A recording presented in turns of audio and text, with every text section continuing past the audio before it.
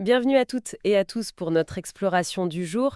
On connaît tous un peu ce scénario, non? On met une énergie folle dans un produit, un service, une formation, et puis quand vient le moment de la promo, on fait souvent le minimum. Un petit post vite fait, quelques lignes, pas beaucoup d'inspiration. Résultat, pas grand-chose. Peu de réactions, peu d'engagement et surtout, le nerf de la guerre, peu de conversion. Alors aujourd'hui, on va creuser ça. Comment on peut rendre ce marketing plus percutant, plus mémorable, sans forcément y passer des heures et des heures. On va s'inspirer d'une discussion trouvée sur YouTube qui justement analyse pourquoi le marketing digital manque souvent d'originalité et comment on peut y mettre un peu de peps avec des astuces créatives. Notre but, en tirer les idées clés, les exemples qui marquent et puis les outils pratiques pour sortir un peu du lot. Prêt à décortiquer ça? Ah oui, tout à fait. Et avant même de sauter sur la créativité, il y a un point super important dans cette discussion, je trouve, c'est la différence, mais alors vitale, entre les likes d'un côté et les vraies conversions de l'autre, les ventes, les inscriptions email, ce genre de choses. Parce que bon, accumuler les j'aime sans que ça impacte le business, c'est un peu une illusion, quoi. C'est pour ça que le marketing, ça devrait jamais être le truc qu'on fait à la fin, un peu bâclé parce qu'on est fatigué. Non, ça doit être au cœur de la stratégie. C'est ça qui met la lumière sur ce qu'on propose. Oui, c'est un excellent point de départ. D'ailleurs, le premier constat de la conversation qu'on analyse, c'est justement ce déséquilibre. Énormément d'énergie sur la création de l'offre, et puis un sous-investissement quasi systématique en temps, en créativité pour le marketing. On se contente de 4 lignes, comme ils disent, parce que on est déjà épuisé. Exactement. Et le résultat de cette négligence, c'est l'invisibilité. Ton offre, elle se noie dans la masse. L'analogie qu'ils utilisent dans la source, elle est parfaite, je trouve. Imagine un super magasin, mais caché au 4e étage d'un immeuble, sans aucune pancarte en bas, rien. Personne ne le trouvera jamais, même si c'est le meilleur magasin du monde.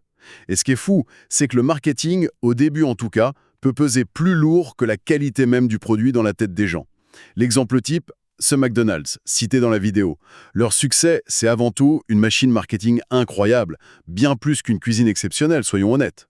C'est clair. Et pendant ce temps, tu as des petits restos locaux excellents, bien meilleurs peut-être, qui galèrent parce qu'ils n'ont pas cette visibilité. Le marketing crève vraiment cet élan initial. D'accord. Alors comment on met cette fameuse étincelle créative sans tout réinventer?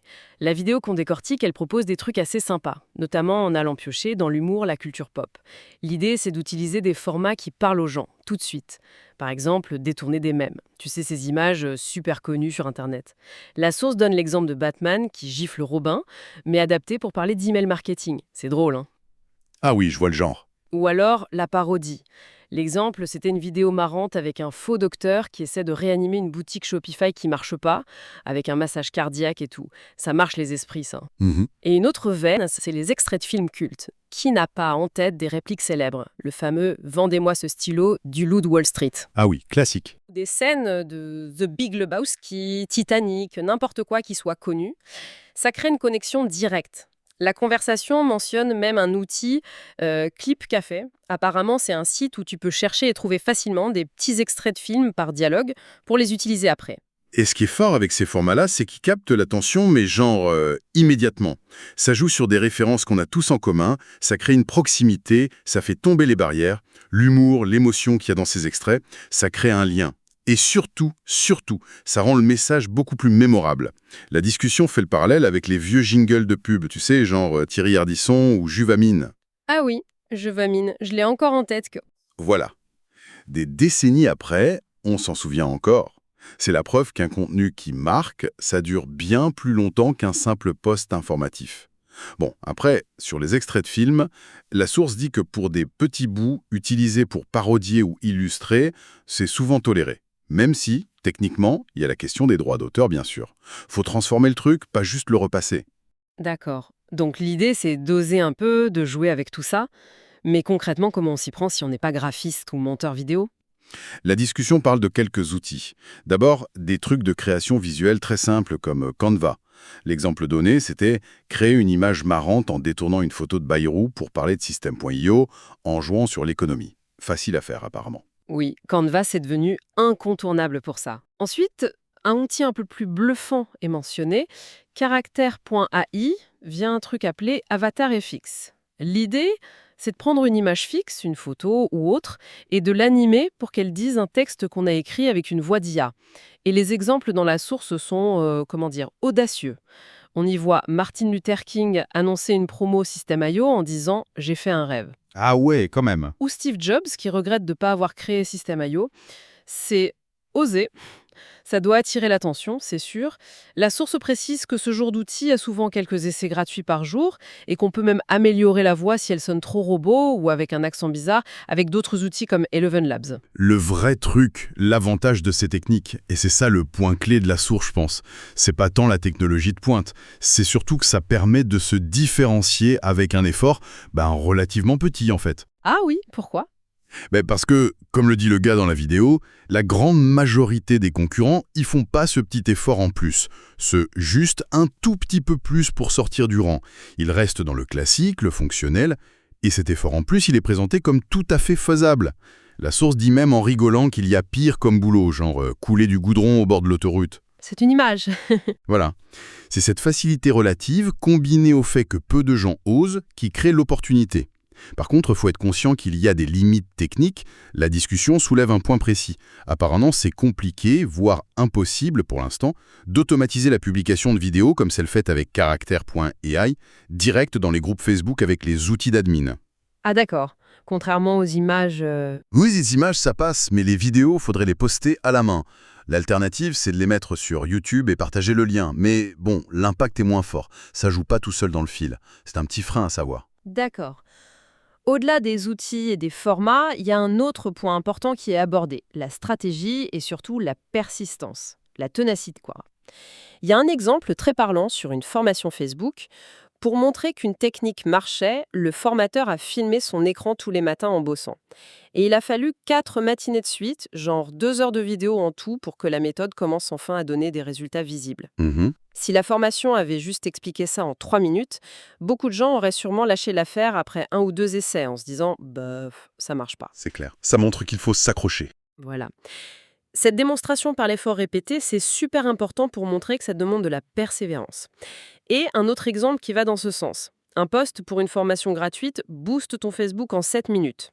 Ce post, il n'a pas été publié une seule fois. Il a été partagé, repartagé, remis en avant régulièrement. Et au final, cette présence constante a ramené 32 ventes, sans pub payante. Ah oui, pas mal. La conclusion de la source est claire. 5 posts faits à la va-vite, sans conviction, sans répétition, ça n'aurait probablement rien donné du tout. La régularité, ça paye. Et cette logique de stratégie, ça touche pas seulement la fréquence, mais aussi la façon dont on écrit le message. La discussion analyse un brouillon de post Facebook sur l'affiliation, tu sais, promouvoir les produits des autres contre une commission. Et elle pointe plusieurs faiblesses qui limitent l'impact. Ah oui, par exemple... Premièrement, l'appel à l'action n'est pas idéal. Le brouillon demande aux gens de dire leurs difficultés en commentaire public. Mais l'intervenant suggère plutôt de les inviter à envoyer un message privé. Pourquoi ? Parce que beaucoup de gens n'aiment pas étaler leurs problèmes ou leurs échecs devant tout le monde. Le MP, c'est plus intime, plus propice à une vraie discussion. Logique, oui. Deuxièmement, ça manque de concret pour les débutants. Le poste dit juste « trouve ton premier produit à promouvoir ». Ok, mais comment ? Où on cherche ? Comment on sait si c'est bien ? Comment on contacte les gens ? C'est une étape clé. Et sans guide, les débutants sont perdus. C'est vrai, ça manque d'aide pratique. Troisièmement, les étapes proposées sont un peu irréalistes pour quelqu'un qui commence. Suggérer de faire des webinaires ou des gros partenariats dès le 3e mois, c'est peut-être aller un peu vite. Il faut des étapes plus simples au début pour se sentir en confiance. D'accord. Et enfin, un conseil tout bête, mais super efficace. Toujours finir ses posts par une question ouverte, pour engager la conversation. Même si tout le monde ne répond pas, le simple fait de poser une question, ça augmente les chances d'avoir une réaction, comparé à juste affirmer un truc. Ça invite à réfléchir, à participer. C'est vrai que ça paraît simple, mais on l'oublie souvent. Et pour trouver toutes ces idées créatives, ces angles un peu différents, la conversation suggère aussi d'utiliser l'IA comme une sorte de partenaire de brainstorming. On pourrait demander à ChatGPT ou Claude, par exemple, de nous sortir des idées de campagne ou de trouver des références culturelles, films, séries, personnages qui parleraient vraiment à une cible précise. Absolument. L'IA peut être un super coup de pouce pour sortir de sa propre tête, en fait. Son gros avantage, comme le dit la source, c'est de nous aider à dépasser nos propres références, qui sont parfois un peu datées ou complètement à côté de la plaque pour les gens qu'on veut toucher. L'exemple de Martin Luther King pour les avatars, c'est ça parle à certains, mais pour d'autres, c'est lointain ou même déplacé. L'IA peut proposer un éventail bien plus large, plus ciblé. Mais Et la discussion assiste bien là-dessus, l'humour ou la créativité de l'IA, ça peut être un peu étrange, c'est le mot utilisé. Parfois un peu bizarre, manquant de finesse. Donc il faut voir l'IA comme une aide, un sparring partner pour lancer des idées, mais certainement pas comme une machine à idées géniales toute prête. Le jugement humain, le filtre du bon sens et du bon goût, ça reste indispensable pour trier et adapter ce que l'IA propose. Très juste. Bon, alors si on essaye de résumer un peu les points forts de tout ça, le message principal qui ressort de cette discussion, il est plutôt encourageant, je trouve.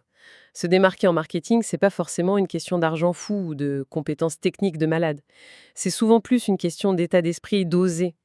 Oser un peu plus d'originalité, s'amuser avec la culture pop, utiliser les outils simples et souvent gratuits qu'on a sous la main, Canva, les avatars, les mêmes. Et surtout être persévérant, pas lâcher l'affaire au premier essai. C'est ce fameux petit plus créatif, cette envie de faire juste un tout petit peu plus que les autres, qui peut faire une énorme différence face à une concurrence qui reste souvent très très sage. Alors qu'est-ce que ça veut dire tout ça au fond? Si on prend un peu d'auteur, cette conversation met en lumière un paradoxe assez intéressant aujourd'hui dans le marketing. D'un côté, comme on l'a dit, les outils pour mettre de la vie, de l'originalité dans sa com, ils sont devenus hyper accessibles. L'IA, Clip Café, les logiciels d'animation simples, les banques de même, beaucoup sont gratuits ou pas chers.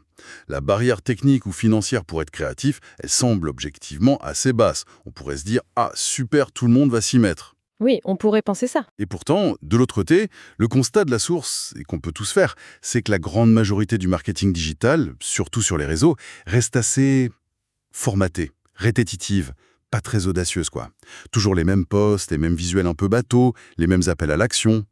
Alors, la vraie question, celle qu'on peut se poser pour soi-même si on veut améliorer sa communication, c'est qu'est-ce qui freine vraiment?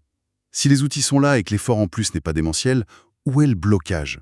Est-ce que c'est la peur de sortir du rang, la peur de ne pas faire assez pro ou d'être trop bizarre? La peur du jugement peut-être. Oui, ou une mauvaise estimation du temps que ça prend, alors que faire un mème ou animer une image, ça peut prendre quelques minutes. Ou alors c'est plus profond, un manque de confiance dans sa propre créativité. La difficulté de penser différemment, out of the box, comme on dit. Les obstacles, sont-ils vraiment techniques ou financiers? Ou plutôt psychologiques, culturels?